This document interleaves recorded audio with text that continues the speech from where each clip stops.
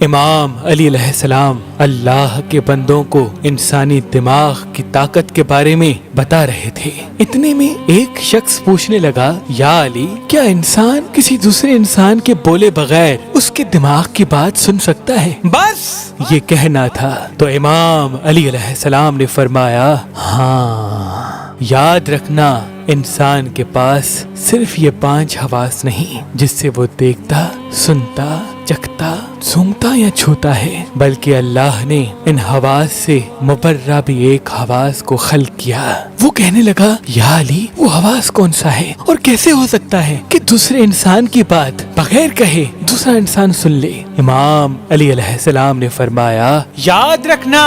جب انسان اپنے دماغ میں کسی چیز کے بارے میں سوچتا رہتا ہے تو اس سوچ کا اثر آس پاس کے لوگوں کے دماغ پہ پڑنے لگتا ہے اور یوں ایک دائرہ قائم ہو جاتا ہے اور دوسرے لوگ اس سوچ کے اسیر ہونے لگتے ہیں، اور وہی سوچ گھر کے ماحول، محلے اور انسان کی شخصیت پہ اثر کرتی ہے۔ میں نے اللہ کے رسول سے سنا کہ کبھی بھی برا نہ سوچو، کیونکہ انسان کی بری سوچ صرف انسان کی شخصیت پہ نہیں بلکہ انسان کے گھر اور انسان کے آس پاس کے لوگوں کے دماغ پہ برا اثر ڈالتی ہے، اور خصوصاً ان بچوں کے دماغ پہ جو بچے بالغ نہیں۔ کبھی بھی اپنے بچوں کے سامنے گناہ کی سوچ کو دماغ پہ حاوی نہ کرنا۔ انسان یہ سمجھتا ہے کہ جب تک وہ کہتا نہیں کوئی سن کیسے سکتا ہے، لیکن حقیقت تو یہ ہے کہ بولنا تو صرف بات کو واضح کرتا ہے، بات کو جنم نہیں دیتا۔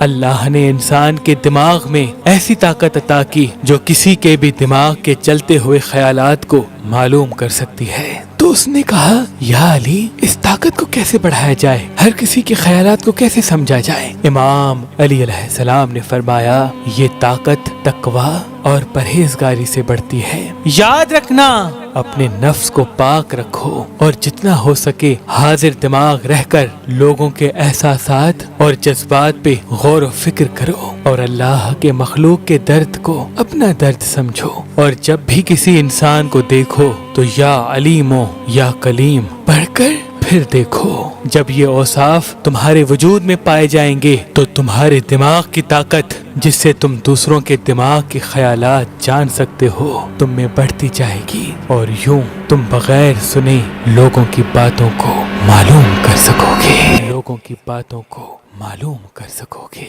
لوگوں کی باتوں کو معلوم کر سکو گے۔